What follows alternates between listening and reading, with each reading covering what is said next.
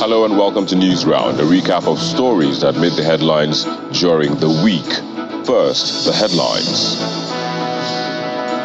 The Economic and Financial Crimes Commission recovers over 30 billion of the 109 billion naira allegedly misappropriated by the suspended Accountant General of the Federation. Hello everyone, good day according to your time. Welcome back to Learning Sticky. Hope you guys are doing well. Please, if you are seeing my channel for the first time, don't forget to subscribe and kindly hit on the notification button. And if you are going to watch this video on Facebook, please don't forget to like and follow my page. I said that God bless you. Yes guys, waiting person no go here for Nigeria.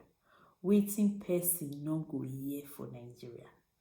So out of the many billions, trillions we then say he lost, they finally recovered just 30. Just 30 million naira. Now they recover. What about the rest of the money? If he did Europe, may they tell us so he did Europe. More know where he did. If they go give us that kind of permission, more go apply for the money. You don't go do bad thing at all. They don't go do bad thing at all. Well, for those of you that we don't know, more than tell people for Nigeria say, may they go bank, may they go collect the new naira notes. Where be say don't they come out. Although say, no say before that money go start to circulate. Some people because of this thing will happen, so they go into poverty because they know say money to take go markets. So the new naira note don't come out, and many other news. More than listening to this news where because now news will be saying they package them, put different ingredients inside, where make can be combined news and be this one. See you my next time. Commercial banks begin dispensing the redesigned naira notes across the country. Society of Nigerian Broadcasters inducts first batch of its members in Lagos. Plus, US-Africa Summit holds in Washington as Biden plans to woo continent's leaders.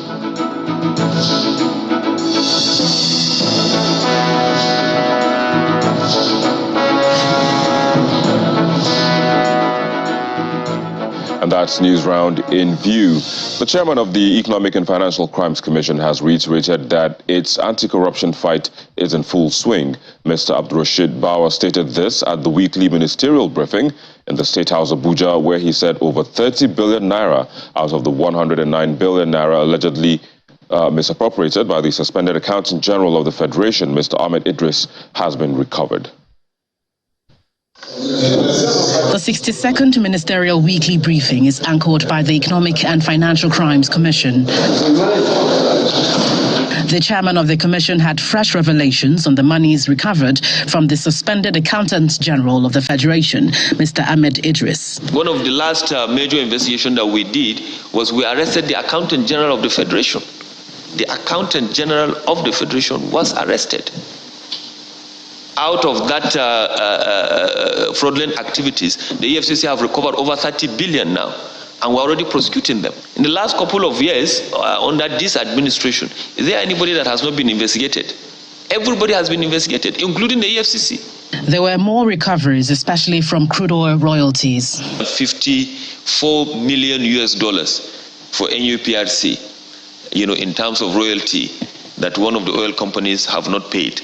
But our investigation led to that recovery. For the recoveries that we are making for NDDC, for instance, between now and probably next week, we are going to transfer to them about 30 billion naira and about 30 million USD. These are recoveries that we have made from oil companies that have refused to pay the 3% statutory payment to NDDC.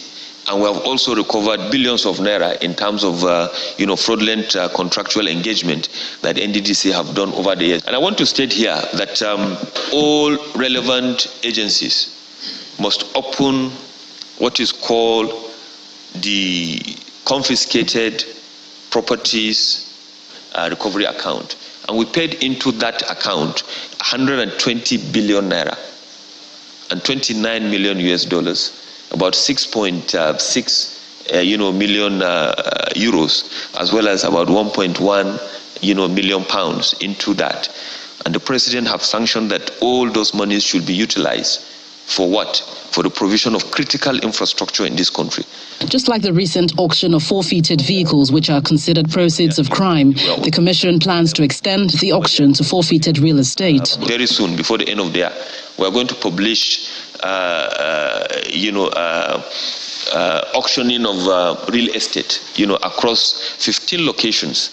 And from the list that was given to me now, which is still being, worked on, we are going to dispose over 160 flats, apartments, across these 15 locations in our country. He affirms that high-profile politicians are currently on their watch list. You stand so that you'll be able. From 195 convictions in 2016, the EFCC boss asserts that 3,615 convictions have been recorded in 2022, many of which are cyber-related crimes. The EFCC boss now is determined more than ever to flush out, erring politicians or officers in its current drive to eradicate corruption in the country. From the presidential villa, Gloria Umezuke, Channels Television News. Now, still on anti-corruption, the Federal Executive Council has reviewed and approved the 2022 draft whistleblower bill to protect whistleblowers who provide information to government authorities. The Minister of Finance, Mrs. Zainab Ahmed, made this known after the Federal Executive Council meeting chaired by the Vice President, Professor Yemi Osinbajo. Just about 10 ministers are physically in attendance as the Vice President, Professor Yemi Osinbajo, chairs the Federal Executive Council meeting on behalf of the President, who is away on official trip in Washington, D.C.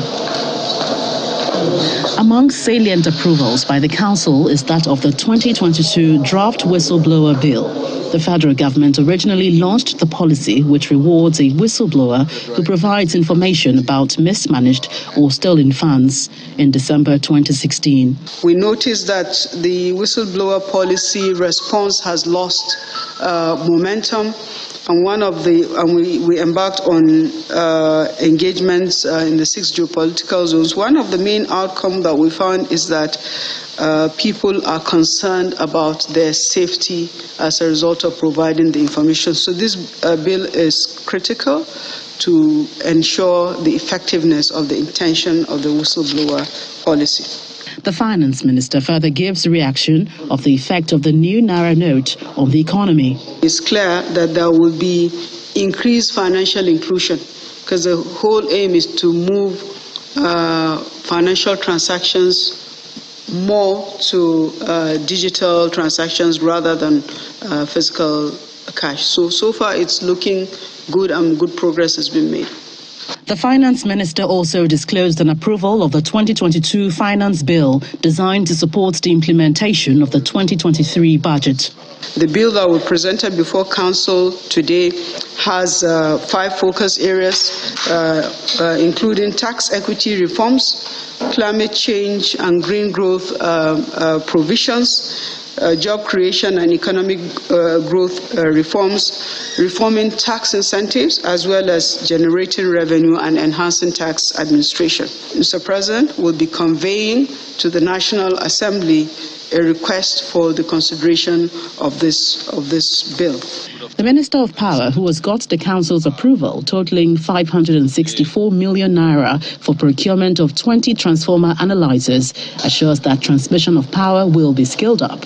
With the various interventions going on, the expansion, we're making 330 line expansion and so many other transmission construction going on, we will increase by the time we are leaving 6,000 capacity on the transmission. Now, representing the head of service of the Federation, the Finance Minister also announced 9.24 billion naira approval for the 2022 and 2023 group life insurance cover for public servants. Gloria Umezuke, Channels Television News. And Nigerians now have in their hands the redesigned naira notes, and some are already recounting divergent experiences as the commercial banks begin the dispensing of the notes. The governor of the Central Bank of Nigeria, Mr. Godwin Emefiele, had announced December the 15th, 2022, for the unofficial release of the new notes to the Nigerian public. The new naira notes are in the banks and it's already being disbursed to Nigerians as directed by the Central Bank of Nigeria. From Lagos to Abuja and other parts of the country, some customers are accessing the new notes with excitement. However, the notes are rationed. It's better. It's okay, even though they say they spend more to print this. The texture is okay, it's nice, even though we've not seen the lower denomination like they said. But since we've seen that of 1,000, it's okay. Well, in the Nigeria situation, I would say I'm not disappointed. But the situation of the country, we know if our government promises us something, we have to wait for some time before they implement it. So they just announced that it's going to be in circulation today. And getting to the bank, we are not getting the new note. It is not yet Uhuru, as some are still hoping to get the new notes. Some of the automated teller machines, which are supposed to be reconfigured to dispense the new notes, are still dispensing the old notes. They told that they will start using the new money on 15. But I came yesterday and today I come, but I never see the new money. Well, I came into the bank today to make some transactions, to lay a complaint first and also do some transactions. Surprisingly, I was expecting to see the new notes, but it was the old notes that were there. Even some people who were at the stand felt disappointed because they actually came out because they already spent the old notes they were having just to get new notes. And some of them actually went back inside to lay complaints about it, but I just had to live with it and move on with it. Nevertheless, some do not consider the redesigning of the notes as a solution to the nation's economic challenges. Changing the economy of Nigeria is not the made of, it's not currency made. It's not a dictation that comes from the currency, whether they have printed 1,000, they have printed 500 and any notes. It's not. It's our character. The character of the Nigerians. It is the one that will change the economy of our country. I came today and I will draw new notes. I was expecting I'm going to see a lot of changes in the new note. The only thing I see is just the color. As you can see, I'm showing it. Whereas the dispensing of the new notes officially started on Thursday, December 15th, it is still expected to continue until January 31, 2023, when the old notes will no longer be a legal tender in Nigeria.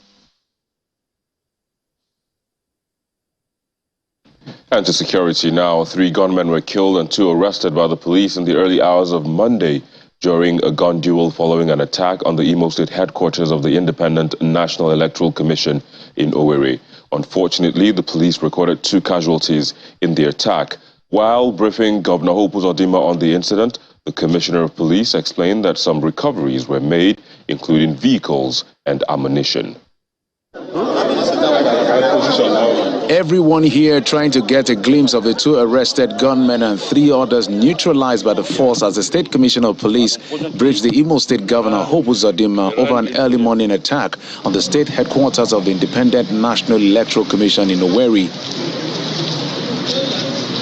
The gunmen had launched an attack with a dynamite on the police post, which killed 2 officers before proceeding to the INEC office along Port Harcourt Road, where they were repelled by the police and suffered heavy casualty, although parts of the commission's facility were destroyed from dynamite explosion. And back here at the police headquarters, the commissioner relays the sequence of events. What they did was to throw dynamite into one of our hillocks. So they were able to kill 2 of my men, and later proceeded towards Port Harcourt Road. So after getting to Port Harcourt Road, they now went to INEC office.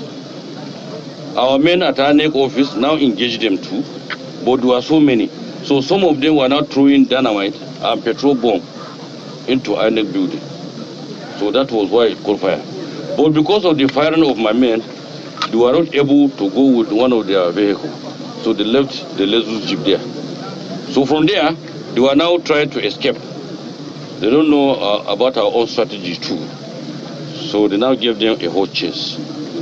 So we are able to neutralize 3, recover 3 AK, and recover 3 pump actions with some of their IEDs, and in fact about 4 of their vehicles. So these are the 3 being neutralized. Now, we don't stop there. We now went ahead again. We have been able to arrest 2 alive. Governor Uzodimma, who commands the force, maintains that attacks on INEC offices in the state is promoted by the political class who don't want elections to hold. If you collaborate this with events of the past, where I have continuously said that what is happening in Imo State is politically contrived. Some people who think that they can win election, yet they don't want election. How would they then win? INEC does not need this distraction at this point and stage of our elections. And away from the police headquarters, the resident electoral commissioner in the state assures that the attack will not stop the activities of INEC. By the grace of God, we'll go ahead. We have called the policemen to come and help us. I mean, to strategize, recruit, and make sure that the policemen are there for those that will come and collect their PVCs in the various local governments. Meanwhile, emergency services have brought things under control on the affected structure, and normalcy has been restored as the people of Imo State expect not to see a repeat of this dastardly act as they head to the polls next year. We'll take a break on News Round, and when we return, we'll bring you more stories that made the rounds during the week. Please stay with us.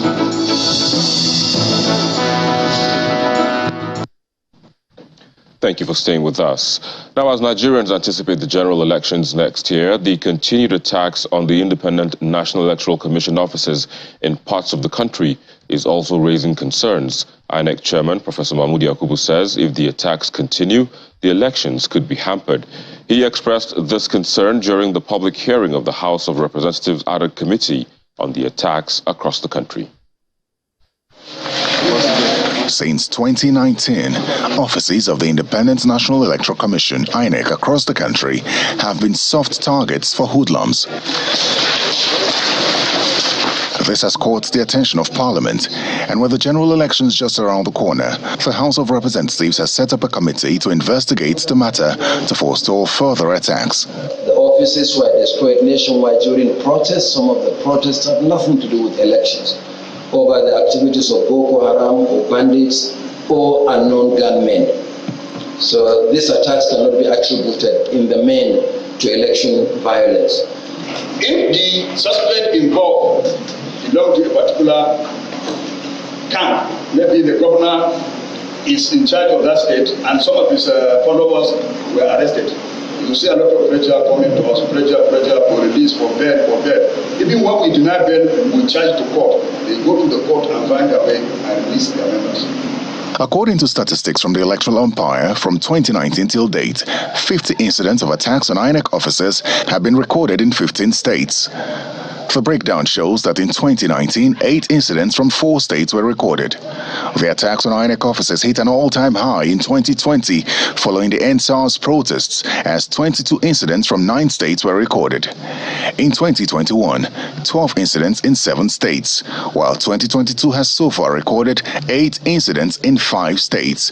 They are Ogun, Osun, Imo, Ebonyi and Enugu states. While the INEC data attributes the incidents to hoodlums and unknown gunmen, the police say fingers point to secessionist agitators in the southeast and south-south. And then the security guards that were employed as INEC are unarmed. So the INEC chairman is concerned that the 2023 general elections may be affected. Should such attacks continue at the pace at which they are happening at the moment, the Commission may find it increasingly difficult to recover in good time for the election. If it's about stopping the attacks, yes, we can recover. But if the attacks continue, it will be very difficult for the Commission to recover. Meanwhile, lawmakers are concerned that the attacks on INEC officers have continued because those arrested have not been prosecuted. They turn to the Office of the Attorney General, which is saddled with the responsibility of prosecution, and are shocked by what they hear. As far as the office is concerned, we have not formally received any request for prosecution on that one. That is the content of our letter. But however, as soon as we receive, like all other prosecutions that are ongoing on. The prosecution that are ongoing? Yes. From which quarters did you receive the We normally receive reports. Is it from INEC? Is it from police? DSS. Is it from DSS. How many? There are many. I cannot give the figure exactly, but they are ongoing. And these ongoing ones, are they related to the burning of INEC offices? Of course, yes. Some of them are related. Yes. So you are contradicting yourself. You said you have. No, I'm not trying to contradict. I'm just saying that. This is your. Yes, submission. exactly. It's your submission. You agree with it? Exactly. Thank you. I am further directed to inform you that the request referred above this office is yet to receive any communication on the investigation reports from Office of the Independent National Electoral Commission or any security agencies that investigated the alleged attacks on the... Yes. The electoral body on its part says it will continue to collaborate with security agencies, especially the Nigeria Civil Defense Corps, for improved protection of its facilities. Terry Ikumi, Channels Television News. Now, history has been made as the Society of Nigerian Broadcasters inducted the first batch of its members in Lagos. The event, which was held in the amphitheater at Channels Television's global headquarters, had veterans in the profession, including former Nigerian Television Authority Directors General Mr. Vincent Maduka and Mr. Shingle Wigwe, and inductees from across broadcast platforms in attendance. Given his keynote speech at the induction, the chairman, Channels Media Group, Dr. John Momo, painted a picture of the changing media landscape in the light of digital transformation and challenged players in the industry to adapt. Legends, familiar faces in the industry, those who have shaped media practice in the country are in the room.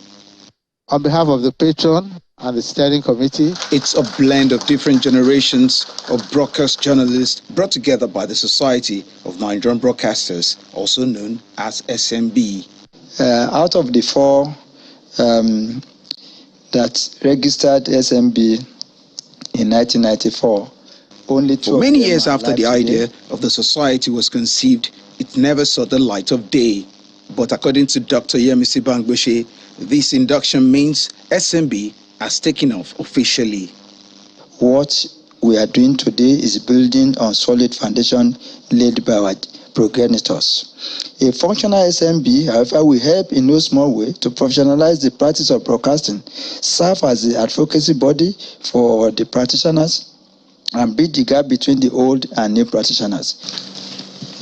The veterans in the auditorium weighing on the critical issue of maintaining standards. They also provide answers to the question of who should regulate the broadcasting profession. We should consider a situation in which regulation of the practice, regulation of the profession of broadcasting is in the hands of broadcasters themselves. That is called self-regulation by those who know what it is, what is the right thing to do. We're being regulated by a body that is not required to be competent in broadcasting,